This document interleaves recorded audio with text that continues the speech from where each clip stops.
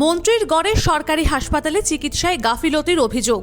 সদ্যজাতের মৃত্যুকে কেন্দ্র করে উত্তেজনা। মৃত সদ্যজাতকে পিচবোর্ডের বাক্স করে এনে হাসপাতালের সামনে বিক্ষোভ পরিবারের। ক্ষোভে ফুঁসছে পরিবারের লোকেরা।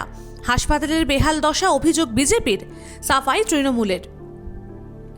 মালদা জেলার হরিশ্চন্দ্রপুরের সুলতাননগরের বাসিন্দা রেশমা খাতুন 16 তারিখ প্রসব যন্ত্রণা নিয়ে হরিশ্চন্দ্রপুর গ্রামীণ হাসপাতালে ভর্তি হন রেশমা। কিন্তু প্রসব হওয়া নিয়ে সমস্যা হচ্ছিল। অভিযোগ, পরিবারের লোকেরা হাসপাতাল কর্তৃপক্ষের কাছে রেফার চেয়েছিলেন, কিন্তু প্রথমে হাসপাতাল থেকে রেফার করা হয়নি। তারপর রবিবার রাতে রেফার করা হয়। পরিবারের লোকেরা প্রসূতিকে নিয়ে চাঁচল সদর এলাকার একটি বেসরকারি নার্সিংহোমে নিয়ে যায়। সেখানে সিজার হওয়ার পর মৃত শিশু প্রসব হয়। নার্সিংহোম কর্তৃপক্ষ দাবি করে হরিশ্চন্দ্রপুর গ্রামীণ হাসপাতালেই গর্ভে ওই সদ্যজাতের মৃত্যু হয়েছিল। তারপরেই পরিবারের লোকেরা চিকিৎসায় গাফিলতির অভিযোগ নিয়ে মৃত সদ্যজাতের দেহ একটি বাক্সতে করে নিয়ে এসে হাসপাতালের সামনেই বিক্ষোভ দেখাতে থাকে।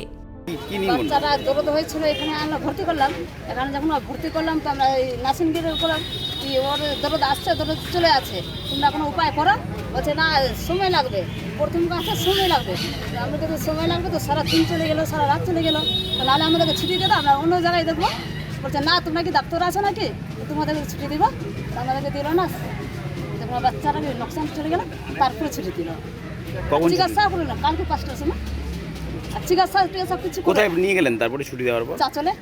চাচলে কি হলো তারপরে? তারপর সিজার করলো তো ওখানে বলছে কি বাচ্চা এখানেই মরে গিয়েছে।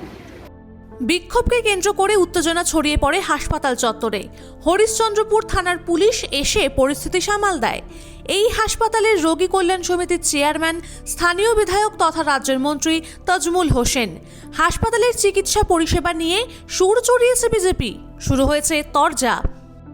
এই সরকার যতদিন থাকবে ততদিন পশ্চিমবাংলার স্বাস্থ্য ব্যবস্থা ভালো থাকবে না। সম্পূর্ণ টাকা কাটমানিতে চলে যাচ্ছে, সম্পূর্ণ ওষুধে টাকা কাটমানিতে চলে যাচ্ছে। এই সরকারটা সম্পূর্ণ হচ্ছে তলাবাজি কাটমানির সরকার। গত পরশুদিন ভর্তি হয় এই ডেলিভারি পেশেন্টটি, এবং ডক্টররা চেক আপ করে দেখে যে বাচ্চার সাউন্ড খুব কম হচ্ছে। তখন ডক্টররা বলেছিল এবং রেফার করেছিল সুপার স্পেশালিটি চাঁচলে বা সরকারি কোনো হসপিটালে।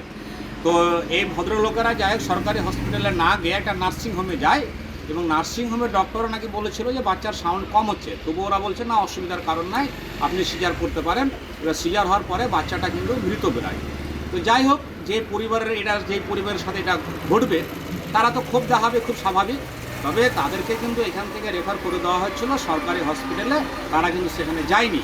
তবুও যদি এখানে কোনো কাউরে গাফিলতি থাকে, নিশ্চয় স্বাস্থ্য দপ্তর এটা দেখবে এবং কোথায় কার দোষ সেটাও বেরিয়ে আসবে। গাফিলতির অভিযোগ তদন্ত করে খতিয়ে দেখার আশ্বাস হাসপাতাল কর্তৃপক্ষের। কালকে ডিউটিতে ছিলাম না, আমি জাস্ট এই 8টায় জয়েন করলাম। আমিও শুনলাম ঘটনাটা। এবার চিকিৎসার গাফিলতি হয়েছে এটা তো ইনভেস্টিগেশন না করে বলা খুব মুশকিল। ওরা যদি অভিযোগ করে অবশ্যই ইনভেস্টিগেশন করা হবে। তবে আমি যেটুকু রেকর্ড দেখলাম যে বাচ্চাটা এখানে তখনও অবধি মারা যায়নি। পেটের মধ্যে আমরা ফিটাল ডিস্ট্রেস যেটা বলি মেডিকেল টার্মে, সেই হিসাবে আমরা রেফার করেছিলাম। ওরা এখন সরকারি জায়গায় না গিয়ে কোন প্রাইভেট হসপিটালে যায়, সেখান থেকে নাকি সিজার করে বলেছে যে বাচ্চাটা ওখানেই মারা গেছে। এর আগেও হরিশ্চন্দ্রপুর গ্রামীণ হাসপাতালের বেহাল দশার ছবি সামনে এসেছিল। এবার চিকিৎসায় গাফিলতির অভিযোগ। মালদা থেকে রুহুল আমিনের রিপোর্ট, ট্রাইব টিভি বাংলা।